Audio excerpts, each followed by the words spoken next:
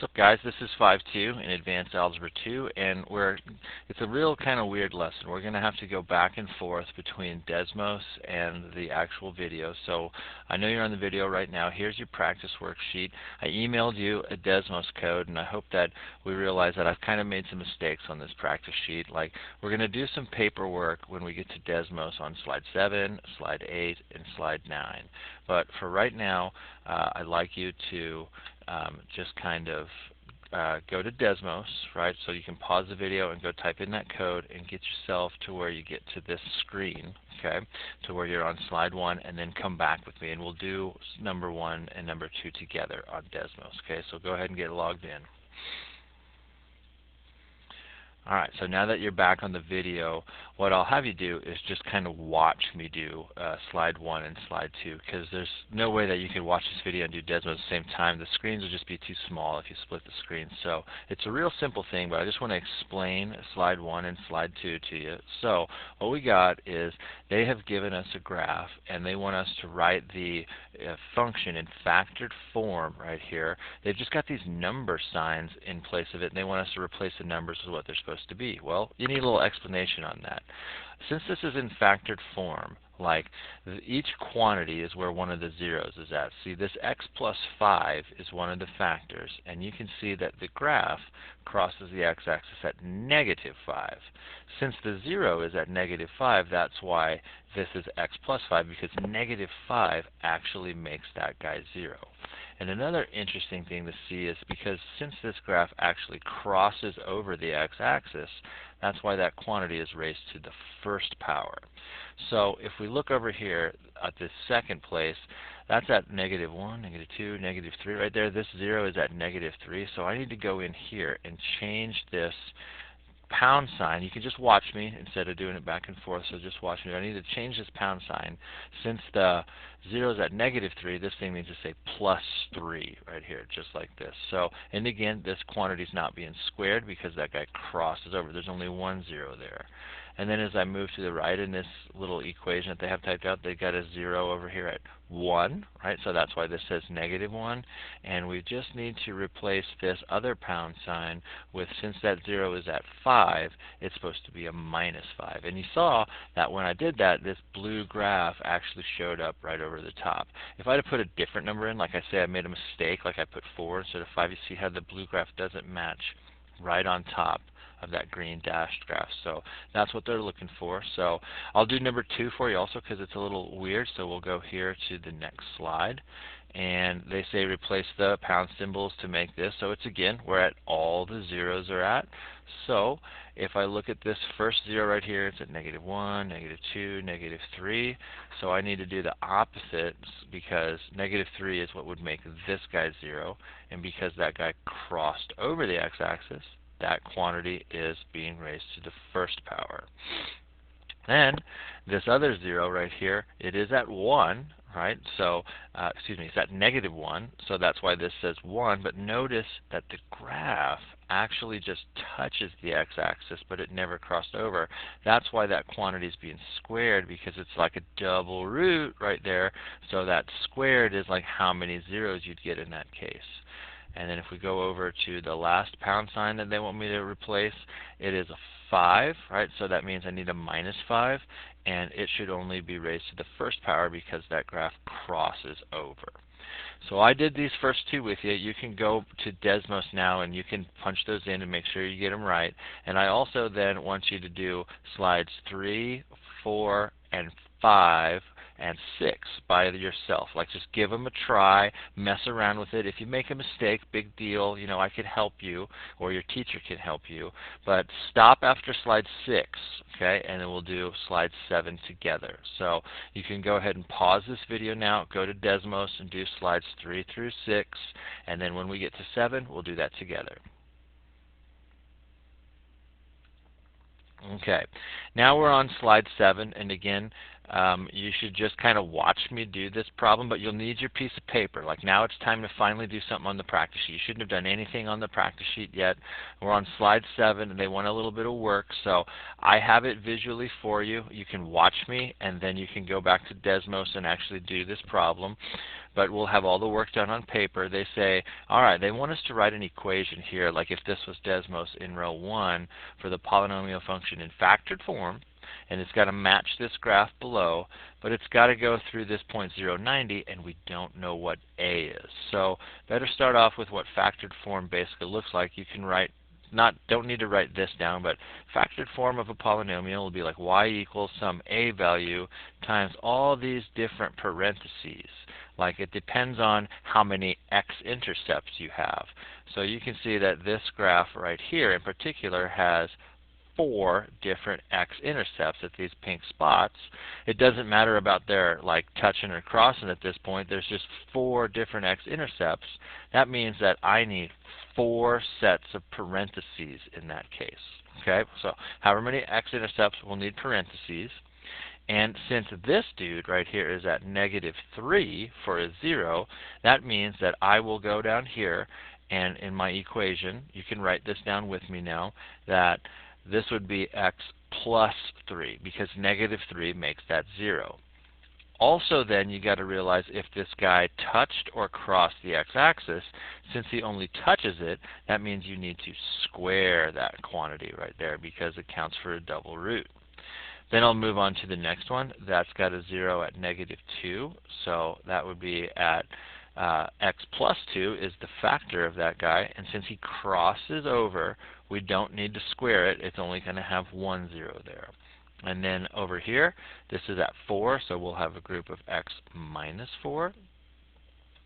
And it's to the first power because it crosses over, and this is x minus 5 because that's got a 0 at 5, and it's also to the first power. So this is almost the answer that they want. The only thing that we don't know is this darn A value right here.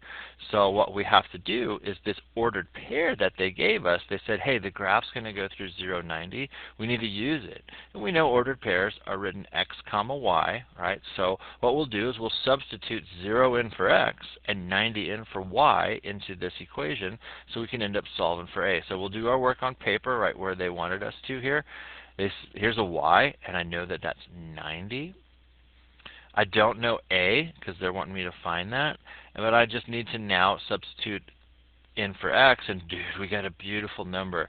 It's 0, right? So I can put 0 in for x, and if I did that, would you believe that this right here would just plain old turn out to be 3? And yeah, it's getting squared, but 0 plus 3 is 3, and here this would be 0 plus 2, which is 2, and this is minus 4, and this is minus 5 because we're putting 0 in for x.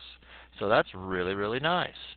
Then all we got to do is solve for A, so we can punch all this stuff into our calculator. Let me get out of this.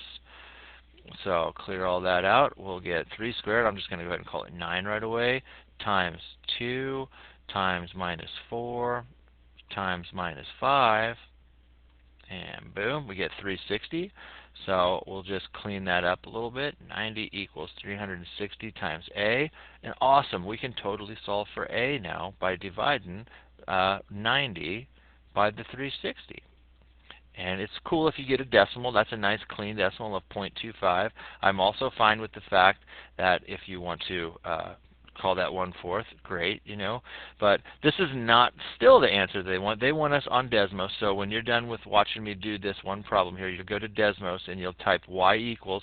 Yep, we'll type that. You know, you might not have done that before, but it's different than our TI-83s and TI-84s. We can actually type the y equals, and then we'll put our A value of 0.25, and then we'll go back and put all these parentheses that we had before again. So the x plus 3 quantity squared, the x plus 2, it was just to the first power, the x minus 4, and the x minus 5. You punch that into, sorry, minus 5. You put that into your Desmos, and boom, you'll get your graph to lie right on top of that. Right? So that was on slide 7. We'll do the work. Then as you go forward, you'll do slide 8 and 9. You'll need to do this work also. So you do the work on paper, like we have back here. You'll do work 8 here and work 9 here. There is no work to do on slide 10. Like I said, I kind of made a mistake when I typed this practice sheet out. So you do that, and then once you get done with even slide 9, once you get done with slide 9 on Desmos, then just keep going. Finish the activity. There's nothing left to do on the practice sheet or anything like that, but just go through the slides. The rest is pretty self-explanatory. It will kind of help you. And then once we're done with all of this, then we'll go back to the practice sheet and finish watching the video. So you need to go to Desmos now and do slide 7, which we already did, 8 and 9, and then just finish it and then come back to me here on the video. All right, so hopefully we got the Desmos done now, and it talked about in those last slides after we did all the A-value stuff about relative mins, relative maxes, extrema, and turning points. So let's kind of dive in right here. What they didn't talk about yet was the absolute min, the absolute max. So a relative min or a relative max is where the graph turns around. There's those turning points, right, where it goes from increasing to decreasing or vice versa. But the absolute minimum of a graph is like as low as it possibly goes. So I like to ask bonus questions on this before we even get started. Is this guy got an even degree or an odd degree? And since it's both ends go in the same way, that's even. It's an even degree. And the leading coefficient, since both ends go down, should be negative. Well, this dude goes down forever, right, in this case. So the absolute min, like you can't go down to negative infinity and call that the minimum. Like the lowest this graph goes, it's just going to keep going on forever and ever and ever. So when it comes to an absolute minimum, this guy has none, is what we'll put in that spot. But it does, I'm going to skip around a little bit, it does have a relative minimum, like this point B. It is a relative min. It's not the lowest the graph ever goes, but it is relatively like just a minimum somewhere, any minimum you got. Then back to the absolute max. The absolute max is as high as this graph ever gets, and you can see that this dude never goes up to positive infinity. So it's these points right here, A and C. And yes, we could kind of argue that it looks like C is just a little bit higher than A. I'm not going to be that picky for you, but the absolute max of this graph, we'll say point A and point C in this case. Then the relative max is just anywhere that happens, so it's kind of like a repeat, A and C in that case. So relative maxes are any maximum points, and the absolute max is the highest it ever got. So we'll get better. We got more problems to do.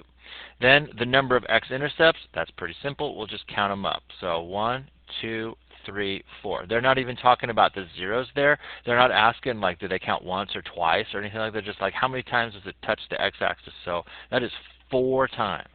This question is asking you about the points of tangency. Remember, that's where it just touched the x-axis, but it never crossed over. So this crossed over, this crossed over, this crossed over, and this crossed over. So there are 0 points of tangency. Then the turning points, that's where it turns around. Easy way to do that is just count up your relative mins and relative maxes. There are 3 turning points. And the last thing that's a little new on today's worksheet is the minimum degree that this polynomial could have. So let's make a little note here. There's an easy way to find the minimum degree. It's the number of turning points. You want to probably write this down. Turning points, and then add 1 to it. Right? So if you know how many turning points you do, you just add 1 to that, and that's the minimum degree. So since this guy has 3 turning points, we'll add 1 to that and get 4 for the minimum degree, which is awesome because that's an even number, just like we said that this degree was even. I would also like to preview some things that we're doing here in a little bit is to see if there's any like imaginary zeros, and that answer is no, because whatever the degree is, that's how many like total like zeros you'll have, and you find that with your x-intercepts and your points of tangency. So you add these together and you get 4, and if that's the same as this, then there's no way that you got imaginary zeros. So we will get better at that imaginary thing here as we go along. So let's just keep trying. First, I like to add bonus questions, even or odd. And since these ends are going different ways, this is an odd degree polynomial, and it's downright negative in that situation also, so this has a negative leading coefficient. So when it comes to that, is there any absolute minimum? No way, man. This thing goes down forever, so that it goes down forever, so there is none on that. And the same thing with absolute max. This thing goes up forever, so there's none there. There's no way that an odd degree polynomial could have an absolute min or max because they go to infinities both ways. But the relative mins, those I think we're pretty decent at. A and C, right? That's where it mins out somewhere. Doesn't matter. And the relative maxes are B and D. Number of x-intercepts, just count them up. 1, 2, 3. Nice. So there's 3 of those, sorry. 3 of those. Were any of them points of tangency? This crossed over, and this crossed over. So 0 because the points of tangency are where it just touches. Number of turning points, we add all these up, or you can go back to your graph and count them. There's 4 of those. And the minimum degree is turning points plus 1. So that means that has a minimum degree of 5. Terrific bonus question. Are there any imaginary zeros? Well, if the degree is 5, it's supposed to have 5 zeros, and right now I only see 3 of them. 1, 2, 3, and none of them were points of tangency where they counted again. So the answer is, yeah, dude, there has to be imaginary zeros. And when you get super experienced like us math teachers are, you can see where they're out in the graph. Like the imaginary zeros is where this graph twists and twists and twists and turns around, right? You got all these turning points, but notice when I highlighted through all those turning points, I never ever crossed over the x-axis. That's where the imaginary zeros are at, is where you twist, twist, twist, twist, or turn, turn, turn, turn, and you never touch or cross the x-axis. So, weird. Let's try again. Absolute minimum of this graph, since he is even, it's possible for that to happen. With a positive leading coefficient, that will happen. The absolute minimum is just C. A is not an absolute minimum. C is as low as it goes. The absolute max, there is none, because this dude goes up to infinity. Relative mins, though, that's where we list A and C. And the relative max, that's just the B, somewhere where it maxed out. So, sorry. My pen freaked out there. Number of x-intercepts, boom, boom, the dose. Were any of them points of tangency? Nope. This crossed over the x-axis, and this crossed over the x-axis, so that didn't work. Number of turning points, we can go count them if we want to, but it's just these 3 guys right here. And the minimum degree of this guy is turning points plus 1, so that is 4. Are there imaginary zeros? Well, the degree is 4, so there's supposed to be 4 zeros, but we only see 2 of them, right? So there has to be, and you see how it twists and turns around, but this never crossed over the x-axis. So there are imaginary zeros in that, and we'll get better at that as we go along. That's still really weird. So why don't you pause the video and give just this part a try, just the top part. See if you can do the absolute min, max, relative, mins, and max. So pause it and give those a try. There is an absolute min at A. There is no absolute max. The relative min is also A, and there is no relative maxes either. So that can happen, big deal. Number of x-intercepts, we'll count them up. That is 1 of those dudes. The points of tangency, that is a point of tangency, so we'll count them, and there is 1 point of tangency in that place. So, cool. Number of turning points, well, we go and find them, and it's just the 1, right? It's just A is the only turning point. So the minimum degree is turning points plus 1, and that would be 2. Are there any imaginary zeros? Well, we add these together because there's 1 x-intercept here, and you add that with your point of tangency, that adds up to be 2, and since that equals your degree, there are not imaginary zeros in this case. So we'll just keep on practicing with that. The cool thing is we'll do that on these last 3 problems. Here's like all these parts, A, B, C, D, E, F, G. These are the questions that they're asking you. What we're going to do is we're going to take a little bit of notes right here. So we're going to write some notes down before we go end up doing those problems. So if they ask you if the leading coefficient is positive or negative, wouldn't you look at the graph that they have for you, and it's what would you look at? Yeah, you'd look at the ends. It's the end behavior. So we'll put a little notes back here, so that way when we're looking back and doing homework, if they want to know if the leading coefficient is positive or negative, you just look at the ends, if they're going the same way or different ways. That's the same thing as if they want to know if the degree is even or odd. Don't you look at the end behavior in that case? So we're checking out the ends. But the constant term, We haven't talked about that in a long, long time. They want to know if the constant term is positive or negative. Well, check this out. Like, if I go old school and just put this line right here, this is a linear equation. Like, the constant term is this guy. He is constantly 3 because he doesn't have a variable. Isn't that the y-intercept right there? So we totally just need to check the y-intercept. It doesn't matter if it's a line, if it's a parabola, or anything like that. The constant term of any graph is all about your y-intercept. And you just check to see if it's like a positive or a negative number. So that stuff, okay. Then the degree. I know we're still new at this. It's no big deal. This is why we're taking notes. Don't feel like pressured to like you have to understand this right now. We're still practicing. But the degree has to be greater than or equal to what? We would count the turning points and add 1. Sorry, I need to, my bad. Turning points plus 1 is what that says. I kind of got cut off by my little deal there. So to find the degree, you do the number of turning points and add 1. And we'll keep practicing that as soon as we get all these notes taken. How many distinct roots are there? The roots are the zeros. Dude, those are our x-intercepts. We'll count those up. So it's the number of x-intercepts. If I'm going too fast, you can always hit pause. And if how many roots have even multiplicity? Even multiplicity is like a fancy way to say that double root thing, you know. And that's where we're looking at the points of tangency. You don't need to write all this down, but you probably want to just count your points of tangency. I think we understand what that is. So that's how you tell if they're even multiplicity.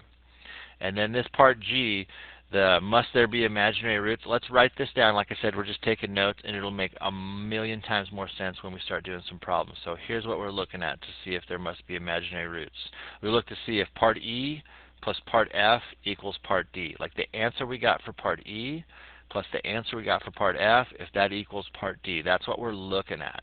We want to see if the number of x-intercepts plus the number of points of tangency equals the degree. So pause if you need to get all this written down, and let's go do some problems here. I personally like to do part B first. I want to check to see if this thing is even or odd. So I'm doing part B, even or odd. This thing is even because those ends are pointing the same way. Then I go back and do part A to see if the leading coefficient is positive or negative. Since it's going down, we'll write positive. You can abbreviate, but just don't put a plus sign. Like let's put this. Oh, my bad. It's negative. Sorry. I bet you were all freaking out there for a second. This is negative in this case because they're both going down. And don't just put like a minus sign, you know, like put NEG for negative. Part C, that's the weird part. Is the constant term positive or negative? We're supposed to be looking at the y-intercept. So here he is. There's the y-intercept right there. And would you believe, since he's below the x-axis, that that is negative? Part D, the degree must be greater than or equal to what? So we need to look at the turning points and add 1. So count them up. There's 1, 2, 3 turning points. Add 1 and 4. Awesome. How many distinct roots are there? That's the number of x-intercepts. So I'll go count those up. Here's 1 and there's 1. Right? There's 2 x-intercepts. Were any of them points of tangency? Like, did they have even multiplicity? And that's no, so 0 of them did. And they say, must there be imaginary roots? So we got to do a little opposite game here. So we're supposed to check if part E plus part F, if the number of x-intercepts plus the number of points of tangency equals the degree. So let's do it like this. Yes or no? Does 2 plus 0 equal 4? No. Opposite. Yes, there must be imaginary zeros. Because we said no to that question, we will put the opposite answer, like the number of x-intercepts plus the point of tangency needs to equal the degree for them to not be imaginary. So we said no to that question, we'll say yes to this. So let's try another one. That was weird. Even or odd? Even. Both ends point the same way. Kind of leading coefficient? Positive in this case, which you can abbreviate like this. Then what is the constant term? Well, that's the y-intercept. So that is 2, which is a positive guy. They want to know if he's positive or negative.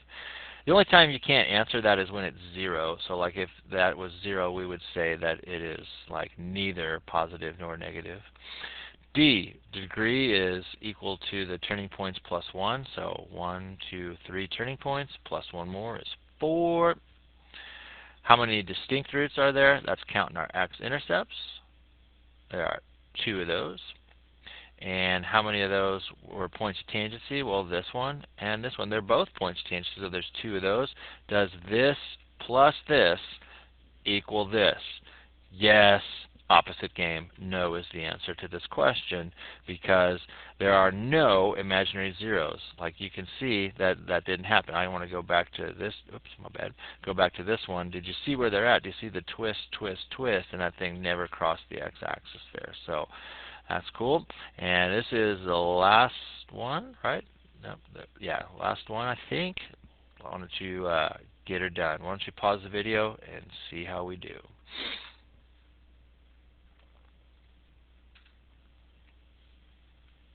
Okay, here's what I got so far. This guy's odd because the ends are going different ways. It's got a positive leading coefficient because it's positive upright.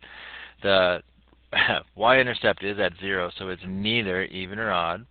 My degree, I counted 6 turning points, so I added 1 and got 7. Remember, these should match up also. It's an odd degree. 7's an odd number, so that's good. And then 5 was how many x-intercepts I counted. None of them were points of tangency, so must there be imaginary roots? Does 5 plus 0 equal 7? No, so opposite, and we'll put yes in that case. So you can see where they're at. It's twist, twist, twist, twist. So what a weird video. We had to go back and forth between Desmos. If you had questions, that makes perfect sense. Come see one of us. We will definitely help you out with that. And let us know. Have a good one.